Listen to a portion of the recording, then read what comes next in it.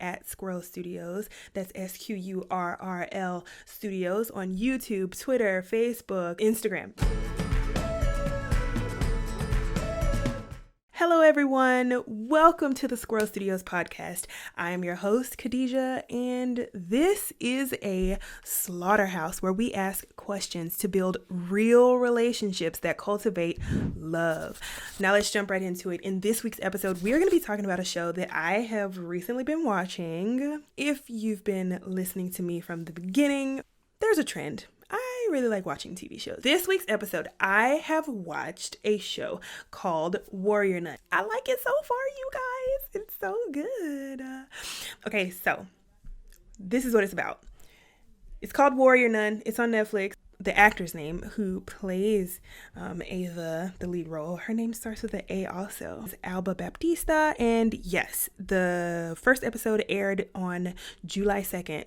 The moral of the story is Ava, who I just mentioned, she was quadriplegic. She's paralyzed basically from the neck down. So that's all four of her limbs, her arms and her legs. Spoiler alert, if you haven't seen Warrior Nun, pause this. Go watch it on Netflix. It's called Warrior Nun. Warrior as in Xena, the Princess Warrior. Do you guys remember that? I don't know. I might be showing my age here. So Xena, the Princess Warrior. So Warrior and then Nun. Nun is in Catholic Church. This girl is a quadriplegic and she dies. And I'm not going to tell you how she dies because that is actually kind of juicy. Watch it if you want to know how. She is quadriplegic. She dies. She's resurrected, if you will. And she has all these superpowers, like super strength. She can heal herself. She doesn't know what the heck is going on. I mean, would you? I mean, I know I wouldn't. There's this one episode where she gets hit by a car and she is sent flying. That car hit her at like full speed. Okay. Meanwhile, she was in the middle of the road. How does a car hit you at full speed and you're standing in the middle of the road? There was like more than one person standing in the middle of the road, by the way. How did that car only hit her? But you know what? I'm sure that scene was put in there to introduce the fact to us and to her that she now has crazy superhuman powers. Okay? Yeah, we're just going to suspend our disbelief on that one. Let me get into why I brought this up. There was one of the episodes, it's actually season 1, episode 3. So in her process, she is introduced to these nuns, and they're important because they are supposed to be protecting these different artifacts that help contribute to why she sort of has this power. It's so funny. So she's essentially reading this, what seems to be ancient textbook, this story of the first warrior nun. That is the name of the person who possesses the superpower, and that is the position that she finds herself in currently. She, quote unquote, is the warrior nun, but she's like, I don't know about this. I don't want this. Do I want this? I don't know. I'm just really happy to be alive, you know. I used to be a quadriplegic. Like, I can move. I can dance. I can run. Let's go to the beach. Let's play in the sand. I just want to live life type of thing. That's her perspective. She's a young girl. She just wants to live. And especially the fact that she used to be quadriplegic, now that she has a second chance at life and she has all 4 limbs to use, she wants to use them to live her own version of life.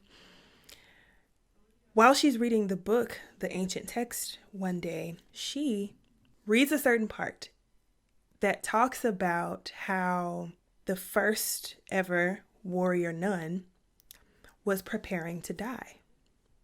In that excerpt, the warrior nun says, "Don't be scared, sister.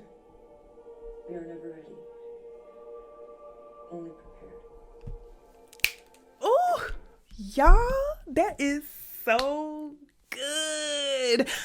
Okay, so in case you couldn't hear that, I totally just paused and went and rewatched the clip because I forgot what she said. And I just wanted to make sure that I said it exactly how she said it. You know what I'm saying? So here we go. The original warrior nun was getting ready to prepare to die. So there's always a person, a next person in line, right? To bear the artifact. and sort of like take care of it, and they become the next warrior nun, so they have the superpowers and blah blah blah. It keeps getting passed on from generation to generation to generation. Eventually the person dies, there is a predecessor already named, they're already trained, all of this stuff. So the original warrior nun, she's preparing to die. She calls for the second person, the next person, to step up. Hey, now it's your turn.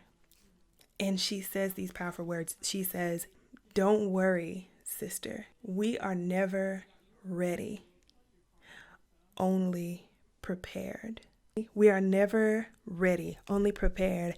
I feel like that is so true in life for so many things. Things that are just way out of our control. We can't control everything, y'all.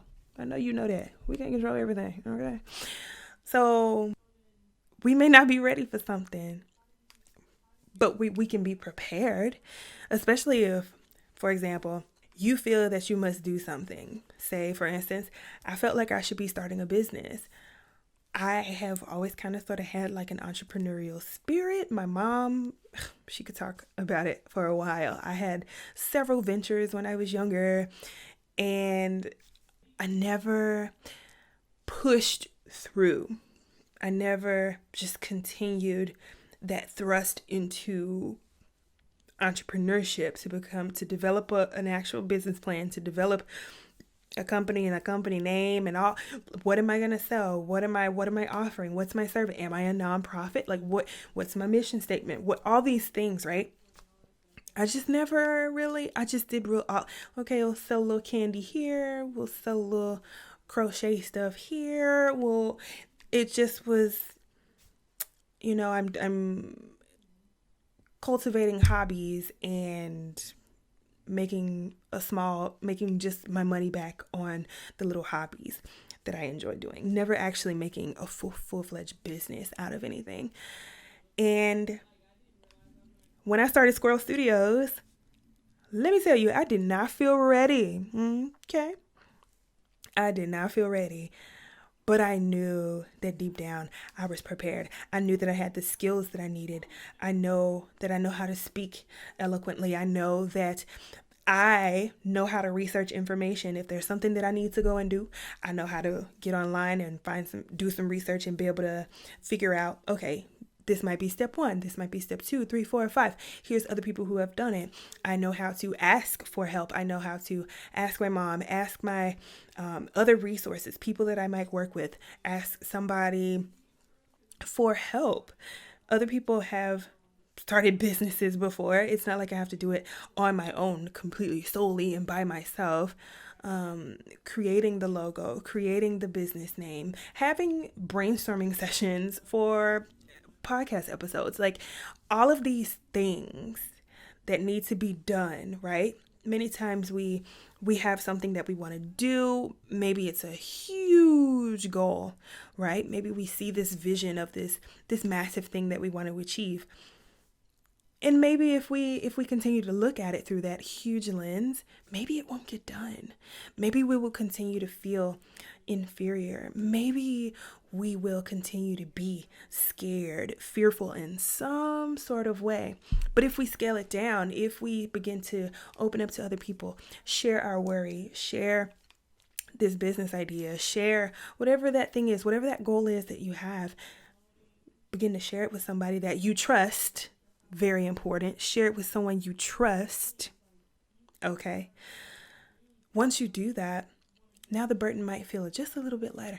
They might be able to give you a little bit of insight, a little bit of, okay, well, I actually know somebody who can help you with this thing, or who can help you with this thing, or, hey, did you think about getting this thing? You might need this. This might be a legal, or a financial, just different aspects of whatever that goal is. Other people could totally help you with it. Nobody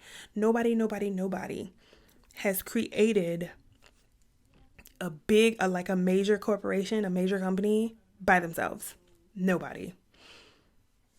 Look at Steve Jobs. He hired, I think it was him who hired the nerds who basically was cooking up some computer gadget stuff in the garage.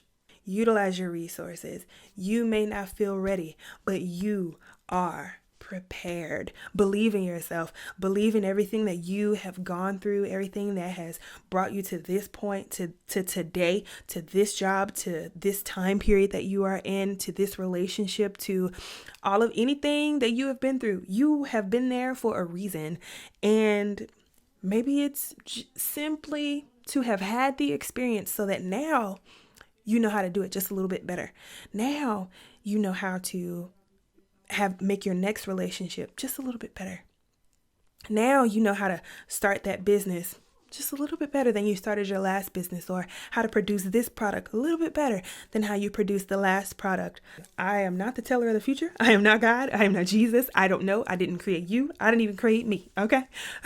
So I can't tell you that, but I can tell you that you might not feel ready, but you are prepared. All right, you guys, I'm gonna get out of here. I will see you next week on the Squirrel Studios podcast. Until then, remember to love yourself. Only way to love other people is to first love yourself. So that really is important. It matters like a lot. Like a lot. Okay, you guys, until next time, bye.